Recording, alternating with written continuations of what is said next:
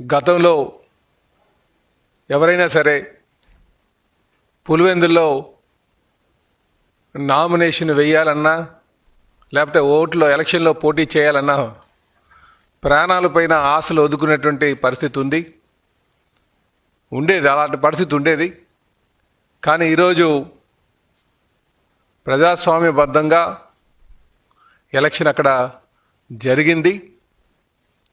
గతంలో ఎవరైనా సరే పులివెందుల్లో పోటీ చేయాలన్నా లేకపోతే ఆలోచన చేసిన వారిపైన దాడులు చేయడం, అలాగే అరెస్టులు చేయడం, వాళ్ళని నామినేషన్ వేయకుండా నియంత్రించడం, అనేక విధాలైనటువంటి దారుణాలు మరి పాల్పడినటువంటి పరిస్థితి ఉండేది. కానీ ఈరోజు ఆ పరిస్థితికి భిన్నంగా స్వేచ్ఛగా నామినేషన్ వేసి ఎలక్షన్లు జరుగుతున్నటువంటి సందర్భం మీరు గమనించాలని చెప్పి ఈ సందర్భంగా తెలియజేస్తున్నాం.